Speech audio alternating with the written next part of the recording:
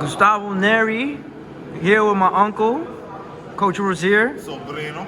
Thank you. My guy, Richard Commey. We're here in Brooklyn, Flatbush. Thank you again, guys, for your time. I know it's a long road ahead. Preparation is coming and better. Congratulations, by the way, Richard. You got a big fight against the Matrix, Lomachenko. What is your reactions of finally getting a fight with Lomachenko? For me, it's definitely going to happen one time in the future. Because, it's something that, before when I first won the title, we talk about it, but unfortunately, everything's went, couldn't happen, and now is the right time. So, it's the right time, so be it. Yeah. What about you, Coach? What are you gonna do to not the game plan, but why is it the right time to make this fight happen between Richard and Lomachenko? Well, both Richard and Lomo are coming off of two really spectacular knockouts, and there's no title on the line. But this is like a genuine fight for the ages. You have Lomachenko, technician. You have Richard Commey, the strategist, and he's going to be the masticator in this. He's going to be bringing the fire, the heat. It just makes up for a wonderful, wonderful bout, and we're gonna be ready. Richard's gonna be an incredibly large lightweight to begin with, and he's gonna impose his will and do what he needs to do to be victorious. Yeah. One of Richard's biggest fight was against Teofimo López. Unfortunately, it didn't go that way. But one thing that you mentioned was about people not giving respect to a champion when Richard was a champion, right? Coming to this fight, do you feel like not just the fans, promoters, the networks are going to finally put some respect on Richard's name? Because I feel like Richard, for me, I always respected Richard. He always comes to fight, and he always pleases the fans, What do you think about that? I think you're absolutely right. Richard is one of the kindest, most considerate athletes that I know. And he has a heart of gold, and his reverence is in God. And he's gonna show people that you need to respect him because he's one of the real good guys in boxing. But he has to be the bad guy on December 11th. Yeah. He has to get in there and be a very, very bad man. Yeah. And take care of business against López. Yeah, that's one thing I like about Richard, because outside the ring, wonderful person, very, very nice guy, respectable guy. In the ring, he got respect for nobody. Respect for nobody. And sometimes Mr. Nice Guy is finishing last. We are not going to be Mr. Nice Guy on December 11th. Yeah. He is going to be a true monster. Yeah. He's coming to get it, and he's coming to put it all together and make it work. Is there a rematch close? If you could discuss that, if Loma to lose, or is right now it's just one and done? Right now it's just One and done. I know you never look past the task, right? But I'm assuming Richard wants to become champion again. Yes. Once he beats Lomachenko, people have him top 10 pound for pound rankings, right? Does he want to go straight to Teofimo López or the Devin Haneys of the world? You want him to slowly, get there? Well, Richard's at the point in his career where there is no more slow. There's only fast and faster. Yeah. He's a former world champion, and it's time for him to meet that occasion of being a two-time world champion. So once he wins, we don't know if López is going to go to 140 or not, and if he does, titles will be available. Big, yeah. And we'll just see what the Waters give up. Yeah. Richard, do you feel like the challenge and the exposure with fighting Lomachenko bigger than López, or you feel like López was a harder challenge and the more exposure for you? For me, I think it's almost all the same. Okay.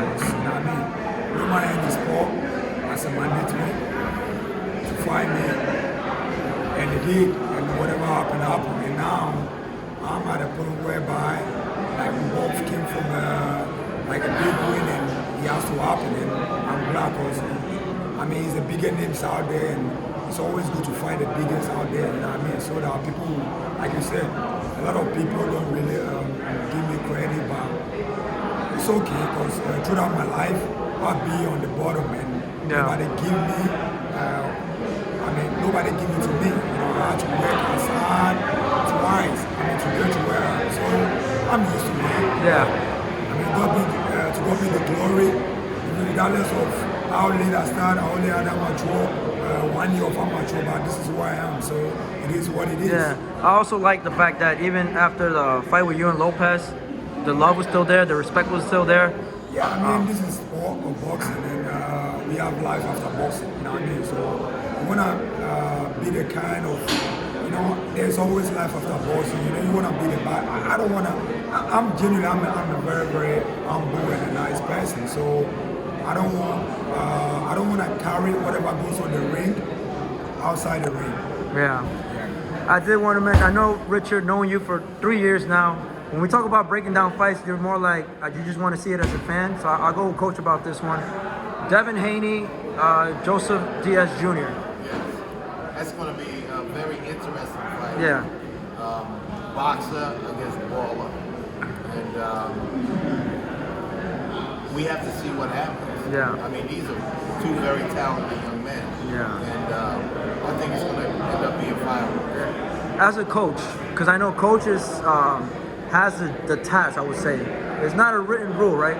But I think coaches have the job to observe previous fights of the opponent, come up with a game plan, and see what you could exploit, right?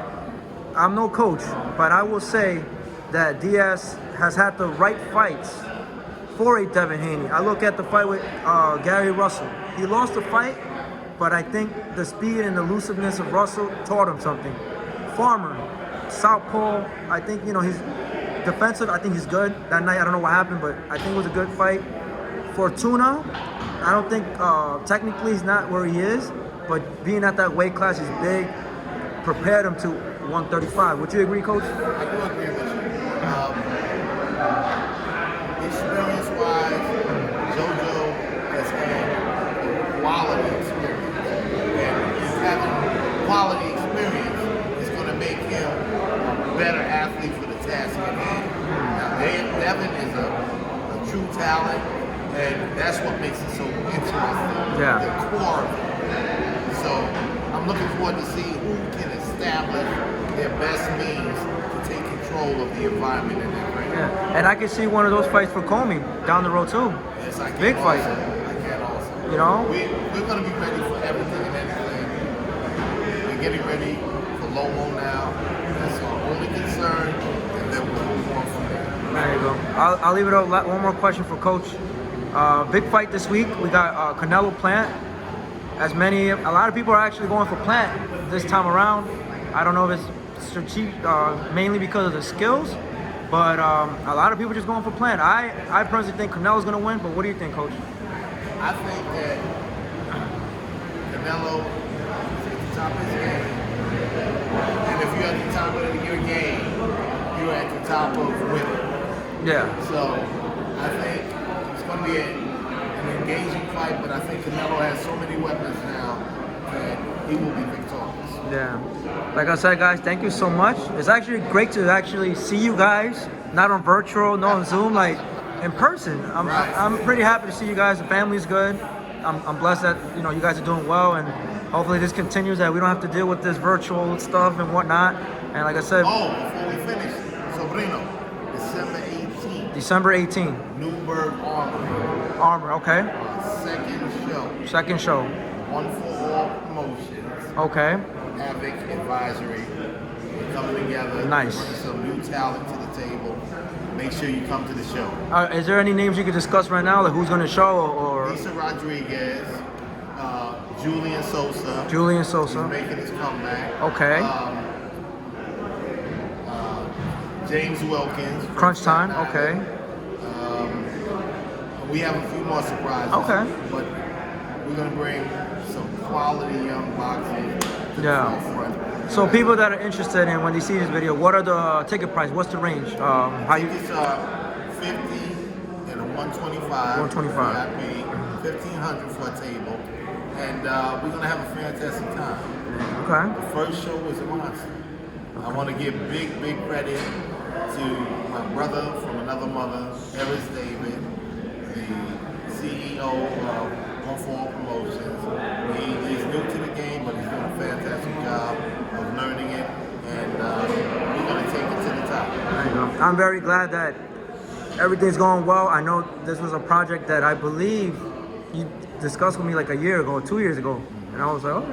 And now you're doing it, Coach. It's coming. I'm happy for you and just keep doing. Thank you. And I know it's going to work.